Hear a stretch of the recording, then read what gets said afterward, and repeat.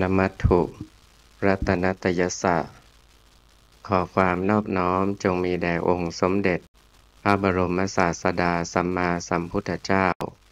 พระธรรมและพระอริยสงฆ์สาวกทั้งหลายเจริญพรญาติโยมสาธุชนทุกท่านวันนี้อาตมาภาพก็จะได้นำเรื่องนางจุรสุภัททาอุบาสิกา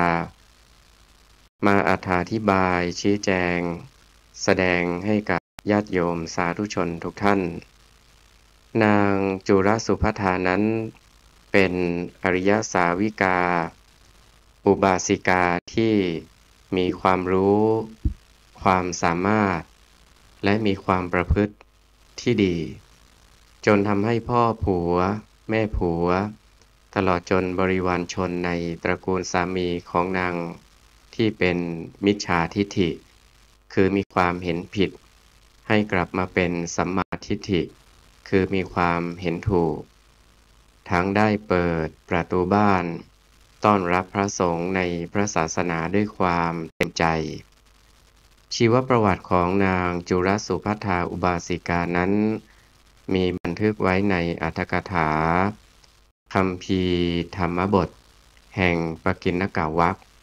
ในเรื่องของนางจุรสุภัททาว่านางจุรสุภัททาเป็นลูกสาวของท่านอนาถบิณฑิกาเศรษฐีและนางบุญยลักษณาเทวีอยู่ในเมืองสาวัตถีเมื่อนางเจริญวัยขึ้นแล้วได้รับมอบหมายจากท่านอนาถบิณฑิกาเศรษฐีให้กระทำการขวนขวายถวายอาหารแก่พระภิกษุทั้งหลายเนื่องจากท่านเศรษฐีมีภารกิจที่ได้รับเชิญไปในงานต่างๆแทบไม่มีเวลาว่างเลยนางจุรสุภัททาได้จัดการถวายทานฟังธรรมะอยู่เป็นประจำจนในที่สุดนางได้สำเร็จอริยธรรมเป็นพระโสดาบันการมีสามีของนางจุรสุภัททานั้นนางได้ลูกชายของอุคคะเศรษฐีผู้เป็นเพื่อนของท่านอนาถบิณฑิกาเศรษฐีผู้เป็นบิดาของนางนั่นเองและสาเหตุที่เป็นเช่นนั้นเพราะว่าท่านอุคคะเศรษฐีกับท่านอนาถบิณฑิกาเศรษฐีนั้นได้เคยกระทำกติกากันไว้ในสมัยที่ท่านทั้งสองยังเป็นหนุ่มแน่นอยู่ในสมัยที่ท่านอุคคะเศรษฐียังเป็นหนุ่มอยู่นั้นท่านได้เป็นลูกชายของเศรษฐีชาวอุคคะนครส่วนท่านอนาถบิณฑิกาเศรษฐีนั้นเล่าเดิมชื่อว่าสุทัตตะเป็นลูกชายของท่านสุมาณเศรษฐีชาวเมืองสาวัตถีบุคคลทั้งสองคืออุคคะและสุทัตตะในเวลาที่เป็นหนุ่มได้ไปเรียนศิลปวิทยาอยู่ในสำนักเดียวกันจึงมีความชอบมีอัธยาศัยชอบพออัธยาศัยของกันและกันก็ได้เป็นสหายที่รักใคร่กันแล้วได้ทำกติกาต่อกันไว้ว่าในเวลาที่เราทั้งสองคนเจริญวัยเมื่อมีบุตรและธิดาเกิดแล้วผู้ใดขอธิดาเพื่อให้แก่บุตรของตนผู้นั้นต้องยกธิดาให้แก่ผู้ขอครั้นการต่อมาบุคคลทั้งสองคนก็ได้เจริญวัยใหญ่กล้าแล้วได้ดำรงฐานะเป็นเศรษฐีสืบต่อจากคุณพ่อของตนอยู่ในเมืองของตนสมัยหนึ่งอุคคะเศรษฐีประกอบการค้าขายได้นำเกวียน500 เล่มไปยังเมืองสาวัตถีและได้ไปพักที่บ้านของท่านอนาถบิณฑิกาเศรษฐีฝ่ายท่านอนาถบิณฑิกาเศรษฐีได้เรียกนางจุรสุภัททาลูกสาวคนที่สองมาแล้วก็สั่งว่า ลูกจุลสุภัททาท่านอุคเศรษฐีเป็นเพื่อนเกลอของพ่อก็เท่ากับเป็นคุณพ่อของลูกด้วยกิจที่ควรกระทำแก่ท่านเศรษฐีพ่อมอบให้เป็นภาระของลูกช่วยดูแลให้ดีนะนางจุลสุภัททากล่าวรับว่าได้คุณพ่อแล้วนางก็จัดแจงอาหารมีกับข้าวเป็นต้นด้วยมือของตนเองนับตั้งแต่วันที่ท่านอุคเศรษฐีมาพักอยู่ที่บ้านของนางโดยนางได้เตรียมสิ่งของต่างๆมีดอกไม้ของหอมและเครื่องลูบไล้เป็นต้นไว้ให้พร้อมสับเช่นเวลาบริโภคอาหารก็เตรียม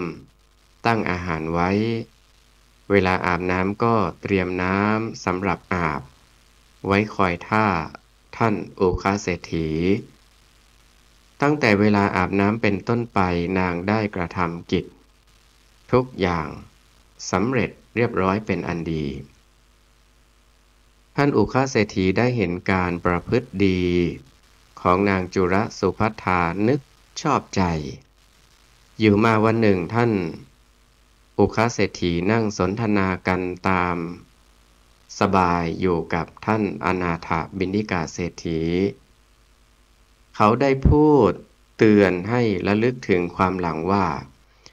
ในเวลาเมื่อเรายังเป็นหนุ่มอยู่เราทั้งสองคนได้กระทำกติกาไว้เพื่อลูกของเราแล้วจึงพูดสู่ขอนางจุลสุภัททาให้แก่ลูกชายของตนแต่ว่าท่านอุคเศรษฐีเป็นมิจฉาทิฐิคือมีความเห็นผิดคือไม่ได้นับถือพระพุทธศาสนาเมื่อท่านได้พูดสู่ขอนางจุลสุภัททาต่อท่านอนาถบิณฑิกาเศรษฐีท่านอนาถบิณฑิกาเศรษฐีก็ยังไม่กล้าตัดสินใจที่จะยกนางจุลสุภัททาให้ทันทีโดยได้ไปเข้าเฝ้ากราบทูลความเรื่องนั้นให้พระบรมศาสดาทรงทราบก่อนพระบรมศาสดาทรงเห็นอุปนิสัยของท่านอุคเศรษฐีแล้วก็ทรงอนุญาตท่านอนาถบิณฑิกาเศรษฐีจึงปรึกษาเรื่องนี้กับนางบุญยรักษณาซึ่งเป็นภรรยาจนมีความเห็นพ้องต้องกันว่าได้รับคำของท่านอุคเศรษฐีและกำหนดวันแต่งงานทั้งได้กระทำเครื่องประดับและมอบเงินทองสิ่งของเครื่องใช้พร้อมทั้งข้าทาสบริวารเป็นจำนวนมากมายเหมือนอย่างท่านธนัญชัยเศรษฐีให้แก่นางวิสาขาผู้เป็นลูกสาวแล้วก็ส่งไปฉะนั้นแต่ก่อนที่ท่านอนาถบิณฑิกาเศรษฐีจะส่งนางจุลสุภัททาไปยังตระกูลของสามีได้เรียกนางจุลสุภัททามาหาแล้วให้โอวาทคือคำแนะนำ10 ข้อว่าประการที่1ไฟในอย่านำออกก็หมายความว่าเรื่องไม่ดีต่างๆภายในบ้านที่เปรียบเสมือนไฟไม่ควรนำเอาไปคุยนอกบ้านเดี๋ยวเรื่องจะย้อนมาทำให้เดือดร้อนประการที่2ไฟนอกอย่านำเข้าก็หมายความว่าคนนอกบ้านเขาพูดว่าร้ายถึงพ่อแม่ผัวหรือสามีไม่ควรเอามาบอกจะเป็นชนวนให้เกิดการทะเลาะวิวาทกัน 3. ควรให้แก่ผู้ที่ให้ก็หมายความว่าบุคคลเหล่าใดขอยืมสิ่งของเราไปแล้วนำมาคืนให้เราก็ควรให้แก่บุคคลเหล่านั้นขอยืมประการที่ 4ไม่ควรให้แก่ผู้ที่ไม่ให้หมายความว่า บุคคลพวกใด ยืม ขอยืมสิ่งของไปแล้ว ไม่นำมาคืน เราก็ไม่ควรให้แก่บุคคลนั้น 5. เขาจะให้หรือไม่ให้ก็ควรให้ หมายความว่า เมื่อพวกญาติมิตร ที่ยากจนขัดสนมาหา เขาจะตอบแทนหรือไม่ก็ตาม เราควรให้แก่เขา 6. ควรนั่งให้สบาย หมายความว่า อย่านั่งบนที่นั่งของพ่อผัวแม่ผัว อย่านั่งในที่สูงกว่า หรือนั่งขวางหน้าท่านเหล่านั้น เพราะนั่งแล้วไม่มีความสุข 7. ควรกินให้เป็นสุข หมายความว่า ควรให้พ่อผัว แม่ผัวและสามีกินก่อน เราเอาใจใส่ คอยปฏิบัติรับใช้ชนเหล่านั้น คั้นแล้วเราจึงกินภายหลัง ประการที่ 8. ควรนอนให้สบาย ก็หมายความว่า ไม่ควรนอนก่อนพ่อผัวแม่ผัวและสามี ควรทำกิจที่ควรทำแก่บุคคลเหล่านั้น และกิจต่างๆในบ้านก่อนแล้วจึงนอนทีหลัง ประการที่ 9. ควรบำเรอไฟ หมายความว่า ควรเห็นพ่อผัว แม่ผัวและสามี ดุจดังกองไฟ และดุจดังพญานาค ไม่ควรดูหมิ่น ต้องบูชาหรือปรนนิบัติ ให้เป็นที่ชอบใจ ประการที่ 10 ประการสุดท้าย ควรนอบน้อมเทวดาภายใน หมายความว่า ควรแสดงความเคารพต่อพ่อผัว แม่ผัวและสามี ที่เปรียบเสมือนกับเทวดาภายในเรือน โดยเฉพาะลูกสะใภ้จะต้องกระทำ หรือเมื่อหญิงสะใภ้เห็นบรรพชิตมาถึงประตูเรือนของตนแล้ว ควรถวายของเคี้ยวของบริโภค ที่มีอยู่ในเรือนแก่บรรพชิตทั้งหลาย เมื่อท่านอนาถบิณฑิกาเศรษฐีจะส่งนางจุรสุภัททาไป ก็ได้ส่งกุดุมพี8 คนไปด้วย เพื่อให้เป็นผู้พิจารณาว่า ถ้าโทษของลูกสาวข้าพเจ้าเกิดขึ้นในสถานที่ที่ไปอยู่แล้ว พวกท่านต้องชำระคดีความที่เกิดขึ้น ในวันที่จัดส่งนางจุรสุภัททาไปนั้น ท่านอนาถบิณฑิกาเศรษฐีได้ถวาย มหาทานแก่พระภิกษุสงฆ์ มีพระพุทธเจ้าทรงเป็นประมุข แล้วส่งนางจุรสุภัททาไป ด้วยเครื่องสักการะเป็นอันมาก เหมือนกับจะแสดงความเจริญแห่งผลสุจริตทั้งหลาย ที่นางจุรสุภัททาได้เคยกระทำไว้ในภพก่อน ให้ปรากฏแก่ชาวโลก ในเวลาที่นางจุรสุภัททาเดินทางถึง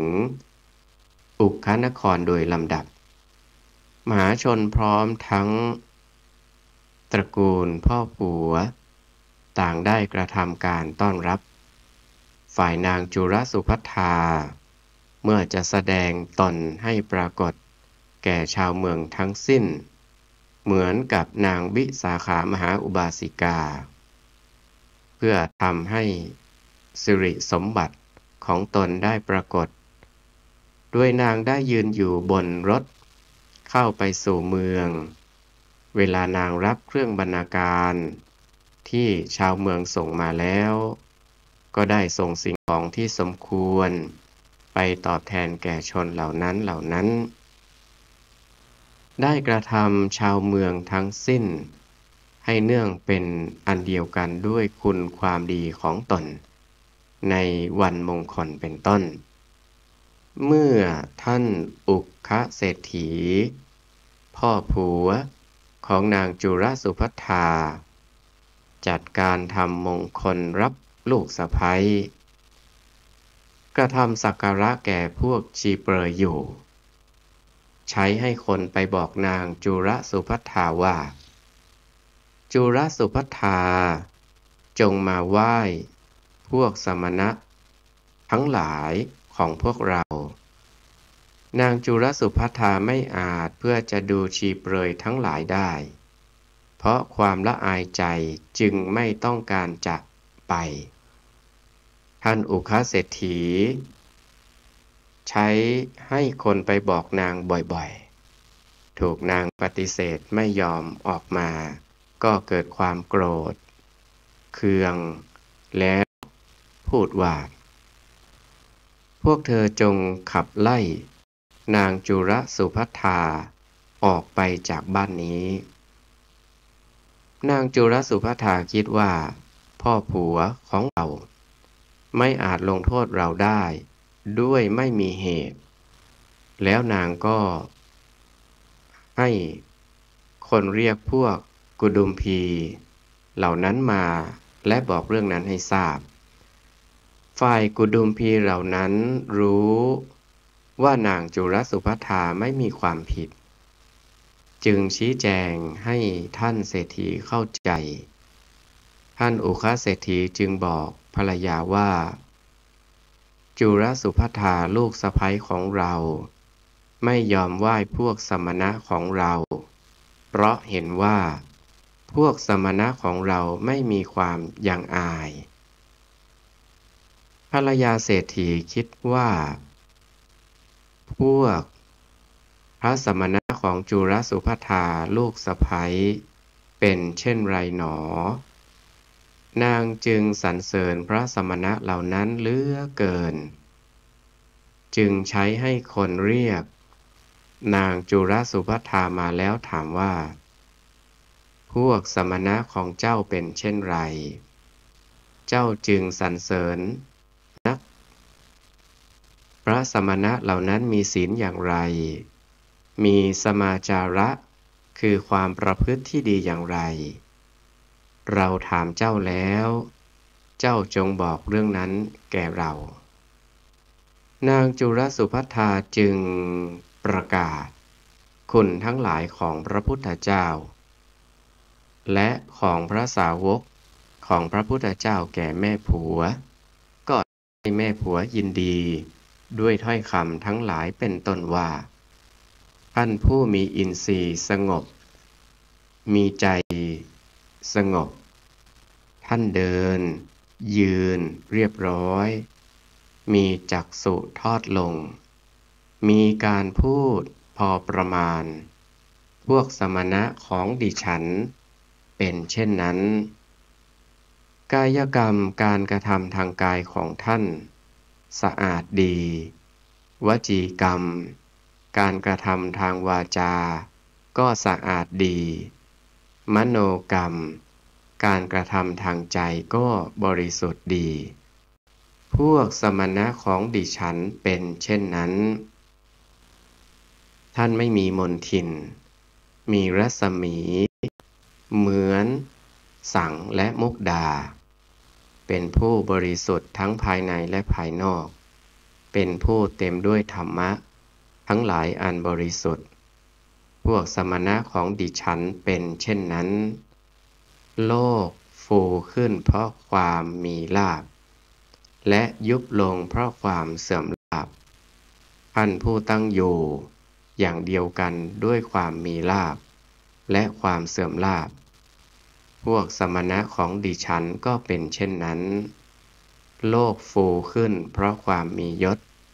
และยุบลงเพราะความเสื่อมยศ ท่านผู้ตั้งอยู่อย่างเดียวกันด้วยความมียศและความเสื่อมยศ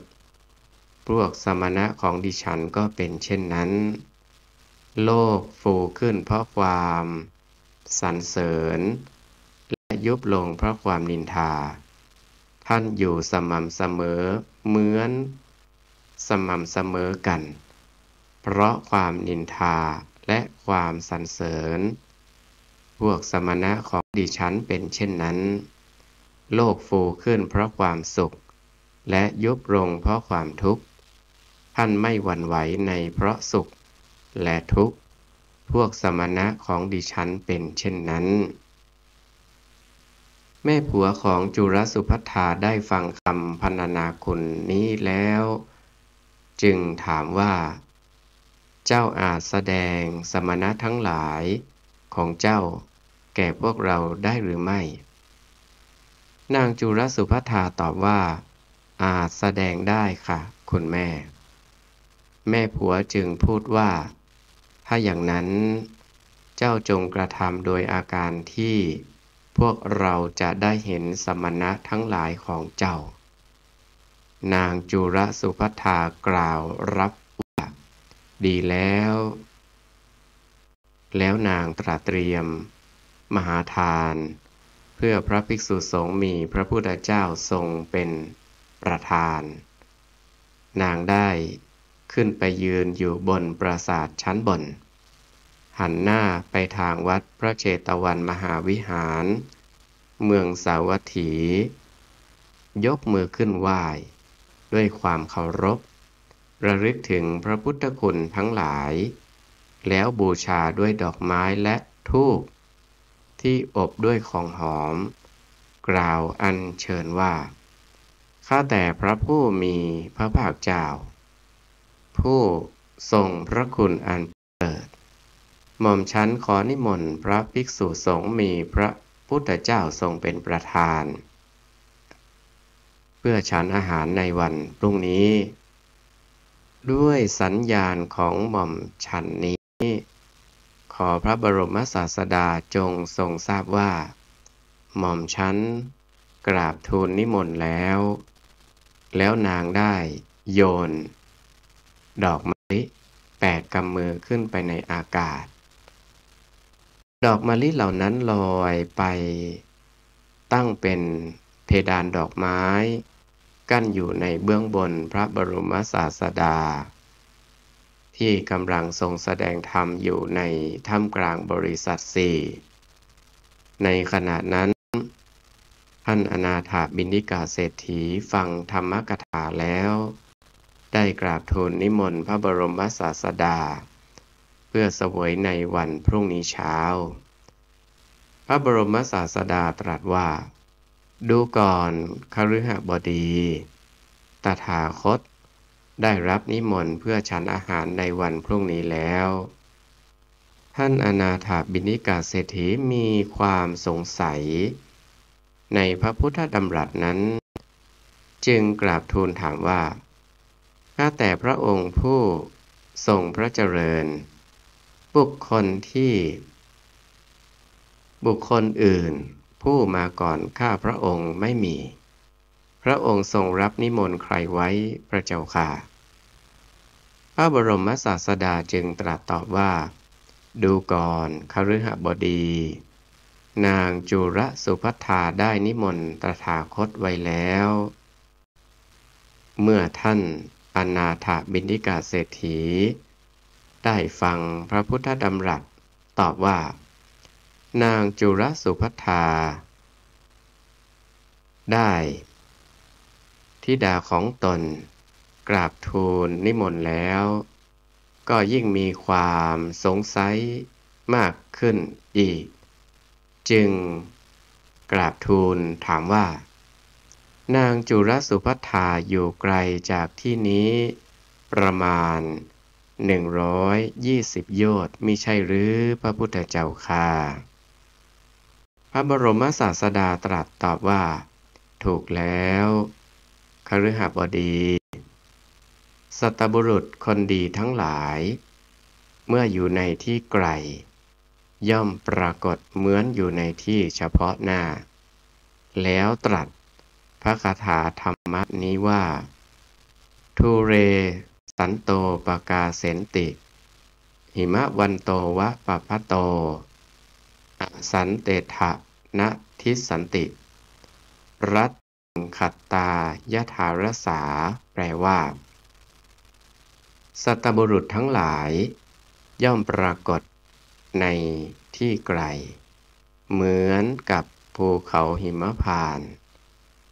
อสัตบุรุษคือคนไม่ดีถึงอยู่ ในที่นี้ก็ไม่ปรากฏเหมือนกับลูกศรที่เขายิงไปในเวลากลางคืนนั้น พระอรรถกถาจารย์ได้อธิบายความหมายพระคาถาธรรมนี้บางคำให้เข้าใจความหมายไว้ว่าคำว่าสัตบุรุษทั้งหลายนั้นได้แก่ปราชญ์ทั้งหลายมีพระพุทธเจ้าเป็นต้นชื่อว่าสัตบุรุษเพราะเป็นผู้ระงับกิเลสมีราคะเป็นต้นส่วนในพระคาถานี้พระผู้มีพระภาคเจ้าทรงประสงค์ถึงบุคคลทั้งหลายผู้ได้กระทำอธิการบุญอันยิ่งไว้แล้วในพระพุทธเจ้าทั้งหลายในปางก่อนมีกุศลมูลสั่งสมไว้แล้วและอบรมภาวนาไว้ดีแล้วชื่อว่าสัตบุรุษคนดีคนสงบและคนมีศีลธรรมคำว่าปรากฏคือสัตบุรุษทั้งหลายถึงอยู่ในที่ไกลเมื่อมาสู่คลองแห่งพระปรีชาของพระพุทธเจ้าทั้งหลายก็ชื่อว่าย่อมปรากฏได้คำว่าเหมือนภูเขาหิมพานต์คือภูเขาหิมพานต์อันกว้าง 3,000 โยชน์สูงถึง500 โยชน์ประดับด้วยยอด 84,000 ยอดย่อมปรากฏแก่ชนทั้งหลายผู้อยู่ในที่ไกลเหมือนกับอยู่ตรงหน้าฉันใดสัตบุรุษทั้งหลายย่อมปรากฏฉันนั้นคำว่าอสัตบุรุษอยู่ในที่นี้ก็ไม่ปรากฏคือบุคคลผู้เป็นพาลมองเห็นแต่ปัจจุบันคือทิฏฐธรรมละทิ้งโลกหน้าเสียไม่คิดถึงโลกหน้าเป็นผู้เห็นแก่อามิตรผู้บวชเพื่อเลี้ยงชีวิตชื่อว่าอสัตบุรุษคนไม่มีศีลธรรมอสัตบุรุษเหล่านั้นแม้นั่งอยู่ในที่นี้คือในที่ใกล้แห่งพระชานุเบื้องขวาของพระพุทธเจ้าทั้งหลายก็ไม่ปรากฏได้แก่ย่อมไม่ทราบได้คำว่าที่เขายิงในเวลากลางคืนคือเหมือนกับลูกศรที่เขายิงไปในที่มืดอันประกอบด้วยองค์สี่สัตบุรุษเหล่านั้นย่อมไม่ปรากฏเพราะไม่มีปุพพเหตุซึ่งเป็นอุปนิสัยเห็นป่านนั้นในเวลาที่พระบรมศาสดาทรงแสดงพระคาถาธรรมะจบลงบุคคลเป็นจำนวนมากได้บรรลุอริยผลทั้งหลายมีโสดาปัตติผลเป็นต้นฝ่ายเท้าสักกะเทวราชทรงทราบว่าพระบรมศาสดาทรงรับการนิมนต์ของนางจุลสุภัทธาแล้วจึงตรัสสั่งวิษณุกรรมเทพบุตรว่าท่านจงเนรมิตเรือนยอด500 หลังแล้วนำพระภิกษุสงฆ์มีพระพุทธเจ้าทรงเป็นประธานไปยังอุคคนครในวันพรุ่งนี้เช้าวันรุ่งขึ้นวิษณุกรรมเทพบุตรจึงเนรมิตเรือนยอด500 หลังตั้งไว้ที่ประตูวัดพระเชตวันมหาวิหารพระบรมศาสดาทรงคัดเลือกเฉพาะพระภิกษุผู้เป็นขีณาสพคือผู้สิ้นอาสวะคือกิเลสที่ดองอยู่ในใจผู้บริสุทธิ์500 องค์แล้วพระองค์พร้อมด้วยภิกษุสงฆ์บริวารประทับนั่งในเรือนยอดแล้วเสด็จไปที่อุคคนคร ฝ่ายท่านอุคเศรษฐีพร้อมด้วยบริวารชนและดูทางเสด็จมาของพระบรมศาสดาตามแนวทางที่นางจุรสุภัททาบอกไว้ก็ได้เห็นพระบรมศาสดาเสด็จมาด้วยสิริสมบัติใหญ่เป็นผู้มีใจเลื่อมใสแล้วกระทำสักการะด้วยวัตถุทั้งหลายมีดอกไม้เป็นต้นเป็นการรับเสด็จถวายบังคมแล้วได้ถวายมหาทานแล้วท่านเศรษฐีได้กราบทูลนิมนต์และได้ถวายมหาทานอยู่ตลอด7 วันพระบรมศาสดาทรงกำหนดธรรมะที่เป็นที่สบายของท่านอุคเศรษฐีแล้วจึงทรงแสดงธรรมะโปรดบุคคล 84,000 คนมีท่านอุคเศรษฐีเป็นต้นได้สำเร็จอริยธรรมแล้วคือได้เป็นพระโสดาบันพระบรมศาสดาเมื่อจะทรงอนุเคราะห์นางจุรสุภัททาจึงรับสั่งกับพระอนุรุทธะเถระว่าดูก่อนอนุรุทธะเธอจงพักอยู่ในที่นี้แล้วพระองค์ได้เสด็จกลับไปที่เมืองสาวัตถีนับตั้งแต่นั้นมาอุกขนครได้เป็นนครที่มีประชาชนศรัทธาเลื่อมใสในพระพุทธศาสนาชีวประวัติของนางจุรสุภัททาที่มีความเกี่ยวโยงถึงการช่วยให้พระเกียรติคุณและพระธรรมของพระผู้มีพระภาคเจ้าประทับณกาลการามได้เจิดจรัสอยู่ในเมืองสาเกตทั้งเกิดประโยชน์แก่มหาชนดังมีเรื่องกล่าวไว้ในอรรถกถาคัมภีร์มโนรัฐฐปุรณีที่ขยายความบาลีกาลกะสูตรว่าด้วยอารมณ์6คัมภีร์อังคุตตรนิกายจตุกานิบาตดังนี้ใน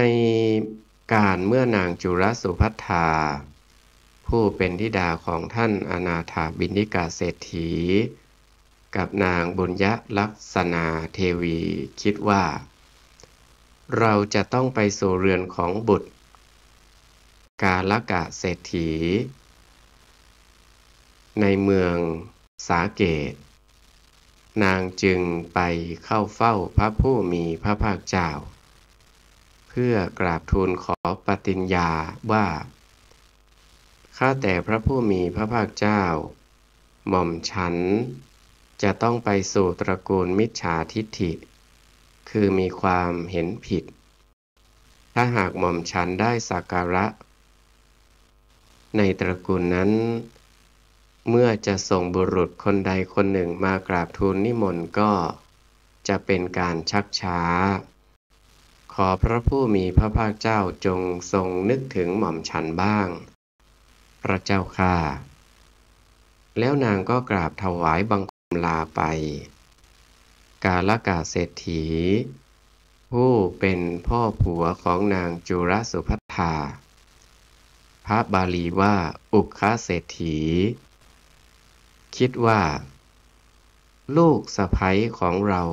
มาถึงแล้วเมื่อจะทำงาน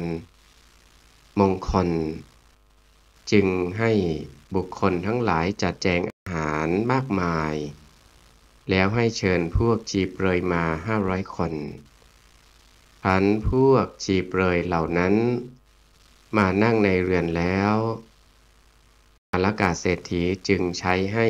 คนไปบอกนางจุรสุภัททาลูกสะใภ้ว่าธิดาของเราจงมาไหว้พระอรหันต์ทั้งหลายธรรมดาพระอริยสาวิกาทั้งหลายผู้ได้สำเร็จอริยผลแล้ว พอได้ยินคำว่าพระอรหันต์ก็ดีใจเพราะฉะนั้นนางจุรสุภัททาคิดว่าเป็นลาภของเราแล้วนางได้ลุกไปยังที่พวกชีเปลือยนั่งอยู่แต่พอนางได้เห็นพวกชีเปลือยอยู่ผู้แสดงความไม่มีอย่างอายเหล่านั้นจึงกล่าวขึ้นว่าคุณพ่อคะความจริงสมณะทั้งหลายไม่ใช่ไม่มีหิริคือความละอายแก่ใจภายในไม่ใช่ไม่มีโอตตัปปะความเกรงกลัวภายนอกนี่ค่ะนางคิดว่าพวกชีเปลือยนี้ไม่ใช่สมณะแล้วนางก็เดินออกไปและได้กลับไปที่อยู่ของนางฝ่ายพวกชีเปลือยเมื่อพบกับเหตุการณ์เช่นนั้นจึงกล่าวต่อว่ากาลกะเศรษฐีว่านี่แน่ท่านมหาเศรษฐีหญิงกาลกิณีเช่นนี้ท่านเศรษฐีได้นางมาจากไหนเล่าหญิงอื่นในสกลชมพูทวีปไม่มีอีกแล้วหรือกาลเศรษฐีกล่าวตอบว่าข้าแต่ท่านอาจารย์เรื่องลูกสะใภ้ของข้าพเจ้าได้กระทำลงไปเพราะรู้หรือเพราะไม่รู้ก็ตามข้าพเจ้าต้องรู้เรื่องนี้ให้ได้ว่าแล้วท่านเศรษฐีได้เชิญพวกชีเปลือยให้กลับไปส่วนท่านเศรษฐีได้ไปหานางจุรสุภัททาแล้วถามว่านี่แน่จุรสุภัททาเหตุไรเล่าเจ้าจึงกระทำอย่างนี้เหตุไรเล่าเจ้าจึงกระทำให้พระอรหันต์ทั้งหลายอับอายนางจุรสุภัททากล่าวตอบว่าคุณพ่อธรรมดาพระอรหันต์ทั้งหลายย่อมไม่เป็นเช่นนี้หรอกคุณพ่อท่านเศรษฐีจึงถามว่าสมณะของเจ้าเป็นเช่นไรเล่าเจ้าจึงสรรเสริญเยินยอยิ่งนักสมณะทั้งหลายของเจ้ามีศีลเช่นไรมีความประพฤติอย่างไรเจ้าจงกล่าวให้เราฟังนางจุรสุภัททากล่าวตอบว่าคุณพ่อสมณะทั้งหลายของดิฉันเป็นผู้มีอินทรีย์สงบมีจิตใจสงบตั้งอยู่ดีในทางที่สงบมีจักษุทอดลงพูดแต่พอประมาณอยู่ในป่าเหมือนกับช้างที่สลัดเครื่องผูกแล้วสมณะทั้งหลายของดิฉันอยู่เพียงลำพังผู้เดียวไม่มีเพื่อนเป็นผู้มีใจคงที่ครั้นนางตอบอย่างนี้แล้วยืนแสดงคุณของพระรัตนตรัยคือแก้ว3ประการได้แก่พระพุทธเจ้าพระธรรมพระสงฆ์ต่อหน้าท่านเศรษฐีพ่อผัวท่านเศรษฐีได้ฟังแล้วจึงกล่าวว่าถ้าอย่างนั้นเราจะนำสมณะทั้งหลายของเจ้ามากระทำมงคลนางจุรสุภัททาถามท่านอนาถถามท่านเศรษฐีพ่อผัวว่าคุณพ่อจะกระทำมงคลเมื่อไหร่ท่านเศรษฐีคิดใคร่ครวญดูเวลาแล้วกล่าวว่าเจ้ารออีก2-3 วันเราจะส่งคนมาบอกครั้นเวลาล่วงมาได้2-3 วันท่านเศรษฐีก็ใช้ให้คนไปบอกนางจุรสุภัททาว่าวันพรุ่งนี้เราจะกระทำมงคลฝ่ายนางจุรสุภัททาจึงขึ้นไปที่ ปราสาทชั้นบนในเวลาเย็นถือพระอบที่ใส่ดอกไม้ไว้เต็มใจระลึกนึกถึงพระคุณของพระพุทธเจ้าแล้วนางโยนดอกไม้8 กำขึ้นไปในอากาศและนางยืนประนมมืออยู่พร้อมทั้งกล่าวว่าขอพระพุทธองค์กับพระภิกษุสงฆ์อีก500 รูปจงเสด็จรับภัตตาหารของหม่อมฉันในวันพรุ่งนี้ส่วนดอกไม้เหล่านั้นได้ไปปรากฏเป็นเพดานอยู่ในเบื้องบนพระผู้มีพระภาคเจ้าเมื่อพระผู้มีพระภาคเจ้าทรงพิจารณาดูก็ทรงทราบเหตุการณ์นั้นในเวลาที่พระผู้มีพระภาคเจ้าทรงแสดงธรรมจบลงแล้วท่านอนาถบิณฑิกาเศรษฐีจึงกราบทูลว่าข้าแต่พระองค์ผู้ทรงพระเจริญวันพรุ่งนี้เช้าขอพระผู้มีพระภาคเจ้ากับพระภิกษุสงฆ์อีก500 รูปโปรดเสด็จไปรับภัตตาหารที่เรือนของข้าพระองค์เถิดพระเจ้าข้าพระผู้มีพระภาคเจ้าตรัสตอบว่าดูก่อนคฤหบดีนางจุรสุภัทธาธิดาของท่านได้นิมนต์ตถาคตไว้แล้วท่านอนาถบิณฑิกาเศรษฐีจึงกราบทูลว่าข้าพระองค์ยังไม่เห็นใครมาเลยพระเจ้าข้าพระผู้มีพระภาคเจ้าตรัสว่าดูก่อนคฤหบดีอุบาสิกาผู้เป็นสัตบุรุษถึงจะอยู่ไกลตั้ง1,000 โยชน์ก็ปรากฏเหมือนภูเขาหิมพานต์ครั้นพระองค์ตรัสดังนี้แล้วจึงตรัสต่อไปว่าสัตบุรุษทั้งหลายย่อมปรากฏเหมือนกับภูเขาหิมพานต์ฉะนั้นส่วนอสัตบุรุษคือคนไม่ดีถึงจะอยู่ใกล้ก็ไม่ปรากฏย่อมเป็นเหมือนลูกศรที่เขายิงไปในเวลากลางคืนฉะนั้นท่านอนาถบิณฑิกาเศรษฐีได้ฟังพระพุทธดำรัสนี้แล้วจึงกราบทูลว่าข้าแต่พระผู้มีพระภาคเจ้าขอพระองค์โปรดสงเคราะห์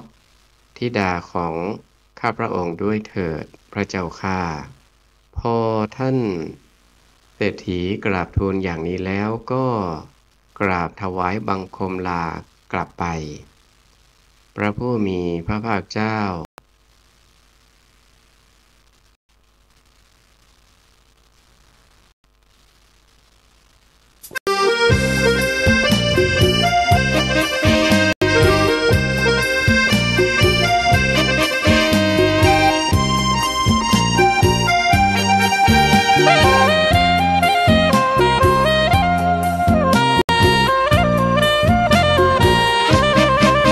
สถานีพระพุทธศาสนาฝากเสียงลอยมาบอกบรรดาญาติโยมที่มีใจใช้ธรรมฉโลมที่มีใจใช้เพลงฉโลมบอกบรรดาญาติโยมให้ฟังคลื่นนี้สถานีตั้งไม่ไกลไม่ไกลตั้งอยู่ทั่วเมืองไทยชวนคนไปทำดีเชิญฟังกันทั้งวันดีเจสร้างสรรค์พากันสุขีใครอยากฟังธรรมเชิญทางนี้ใครอยากฟังธรรมเชิญทางนี้หรืออยากฟังเพลงดีๆเปิดคืนนี้นะคุณสถานีพระพุทธศาสนาฝากเพลงลอยมาย้ำชาวพุทธสร้างบุญธรรมะจะติดตามตัวคุณธรรมะจะ จะชี้นำใจคุณที่ทรงท่านหนุนไว้ให้คุณมาสานสถานีที่ล้ำค่าชี้นำธรรมะเพิ่มปัญญาแตกฉานสอบถามธรรมะข้อใดเชิญลองถามไทยเรื่องที่อยากถามมีธรรมสลับกับเพลง